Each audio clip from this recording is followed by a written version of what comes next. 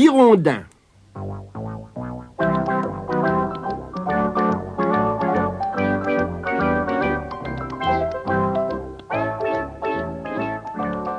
En ce matin d'automne, quand le soleil se leva sur la forêt de bois tordu, il n'y avait pas un nuage dans le ciel. Un blaireau s'étira, un écureuil grimpa sur une branche, la voix perçante de Mémé Croche résonna dans le vieux chêne noueux où elle habitait avec Hirondin. « Hirondin, tu es réveillé? Va vous chercher des champignons. Ceux qui poussent autour de la maison sont trop vieux pour être cueillis. »« Quoi? Tout de suite? »« Oui, tout de suite. Sinon, tu n'auras rien à manger ce soir. »« D'accord, soupira Hirondin.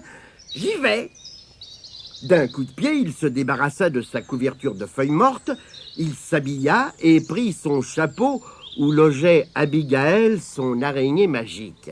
« Bonjour, Abigail. »« Mais que se passe-t-il » s'écria l'araignée réveillée en sursaut. « À qui parles-tu » grommela Mémé Croche. « Je parie que c'est encore à cette affreuse araignée. Moi, les araignées, je les mets dans mes gâteaux. » Et moi, pensa Abigail, je ne finirai pas dans un des gâteaux de Mémé Croche. Ah, si seulement mes formules magiques étaient vraiment au point, je la changerais en mouche et je la prendrais dans une de mes toiles. « Dépêche-toi, Hirondin !» grogna Mémé Croche, « et tâche de me rapporter des champignons bien parfumés. »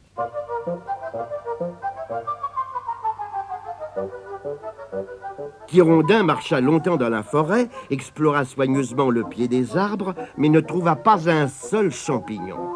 « Mémé ne va pas être contente, » murmura-t-il. Abigail sauta sur le rebord de son chapeau. « Pas question de rentrer les mains vides, » dit-elle. Et ils s'enfoncèrent plus avant dans la forêt. Soudain, ils entendirent des pleurs. « Mon Dieu !» s'écria Abigail. « On dirait que quelqu'un a de gros ennuis. »« Allons-y, » dit Hirondin. « Je vais couper par la vallée. Ce sera plus rapide. »« Non, ne fais pas ça. Regarde l'écriteau. Attention au... » Ah, je n'arrive pas à lire la suite. Non, il vaut mieux traverser par le pont des Campanules. Hirondin courut vers le pont, commença à traverser et s'arrêta pour reprendre son souffle. Les pleurs cessèrent comme par enchantement. « Peut-être que nous lui avons fait peur ?» dit Abigail. « Tu crois? Alors je vais essayer d'appeler. » Hirondin cria bien fort. « Y a quelqu'un? Quelqu'un qui compte pour du beurre ?» répondit une voix. « Laissez-moi !»« Mais j'ai couru jusqu'ici pour vous porter secours. » Hirondin descendit sur la berge et regarda sous le pont. Quelqu'un était assis sur un tronc d'arbre et se tenait la tête dans les mains. « Bonjour, je m'appelle Hirondin. »« C'est un joli nom, » marmonna l'inconnu. « Moi, c'est Denis. »« C'est aussi un joli nom, » dit gentiment Hirondin. « Mais on m'appelle plutôt Denis Chagrin ou Denis Larme à l'œil. »« Pourquoi ? C'est comme ça. Depuis que je suis né, j'ai toujours été triste. Je ne sais pas ce que c'est que d'être heureux. » Oh, c'est facile. On va vous montrer, n'est-ce pas, Abigail? Bien sûr.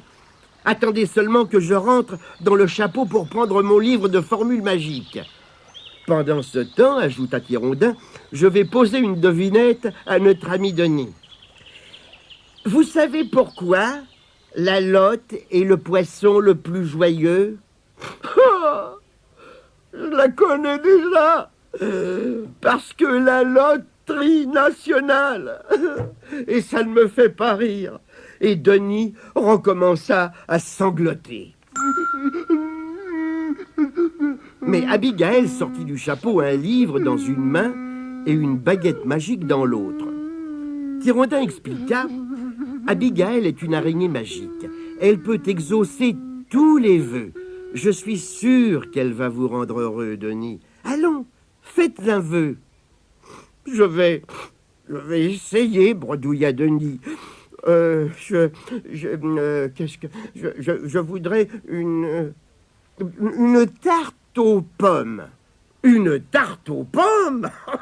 Rien de plus facile, s'écria Abigail en feuilletant son livre. Voyons, tabouret, tapis de bain, tarte aux cerises... Ah, voilà, tarte aux pommes. Elle se mit à sautiller d'une patte sur l'autre en agitant sa baguette magique dans tous les sens. Tripidi-ping et tripidi-pong, donnez à Denis une tarte aux pommes. Un grand éclair bleu zébra le ciel et un nuage d'étincelles enveloppa nos trois amis pendant quelques instants. « Mais qu'est-ce que j'ai autour du cou ?» demanda Denis. Oh, ma pauvre Abigail, s'écria Tirondin, tu t'es sûrement trompé de formule magique. Tu lui as fait une écharpe aux pommes. Comme Denis recommençait à pleurer, Tirondin lui prit le bras et essaya de le consoler. Allons, ne pleurez pas, ce n'est pas grave. Nous allons recommencer. Faites un autre vœu. Sniff, je voudrais un gros livre sur la vie des fleurs. J'en ai toujours eu envie. Dit Denis en se mouchant. Abigail chercha la formule magique dans son livre. Tournipotin, tarombu d'affaires, donnez à Denis un gros livre sur la vie des fleurs. Il y eut un énorme nuage d'étincelles bleues, et Denis poussa un cri horrifié. « Ah! Ah non !» Puis il courut se cacher dans la forêt. « Abigail, que s'est-il passé ?» demanda Tirondin. « Tu l'as fait disparaître ?»« Mais non ! Oh, je dois avoir une très mauvaise vue. Je devrais peut-être porter des lunettes. Au lieu de lui donner un gros livre sur la vie des fleurs, je lui ai donné une grosse chaussure et une robe à fleurs. Ah, je comprends pourquoi il s'est enfui. Bon, allons le chercher. » Tirondin et Abigail suivirent les empreintes de pas de Denis. Ces traces les conduisirent jusqu'à la vallée. Encore une fois, Tirondin s'arrêta devant l'écriteau. Il avait tout juste commencé à lire. Attention, oh... Quand il entendit soudain de terribles hurlements. « C'est Denis! Vite, vite! Allons voir ce qu'il a !» Et sans se préoccuper de l'écriteau, ils coururent vers l'endroit d'où venait le bruit. Quand Tirondin et Abigail retrouvèrent Denis, ils n'en crurent pas leurs yeux. Denis se tordait de rire, car les branches des arbres lui faisaient des chatouilles. « C'était donc ça, l'écriteau !» s'écria Tirondin. « Attention aux arbres chatouilleurs !» Quand les arbres cessèrent de le chatouiller, Denis reprit sa respiration et sécha ses larmes. « Mais qu'est-ce qui vous fait rire ?» demanda-t-il. « Les arbres vous ont chatouillé vous aussi ? Non ?» C'est votre robe. Oh, vous êtes d'un drôle, répondirent Tirondin et Abigail. Et je suis aussi heureux, ajouta Denis. J'ai enfin appris à rire. Oh, merci, mes amis. Mais s'il vous plaît, Abigail, enlevez-moi ces vêtements ridicules. Cette fois, Abigail ne se trompa pas de formule magique et Denis redevint comme avant, avec le sourire en plus. Tirondin aussi souriait et ses yeux pétillaient de joie, car un arbre chatouilleur venait de lui indiquer avec une de ses branches des dizaines de champignons juste un peu plus loin. En un rien de temps, il fit une superbe cueillette. Tirondin invita alors Denis à venir dîner chez Mémé Croche. Et ce soir-là, dans le vieux chêne noueux, Mémé Croche prépara un somptueux dîner. Un soufflé aux champignons, suivi de croque-champignons et, comme dessert, un succulent sorbet aux champignons. Denis, tout souriant, embrassa Mémé Croche sur les 2 joues, puis, très ému, il fit même un petit discours. Merci pour ce merveilleux repas.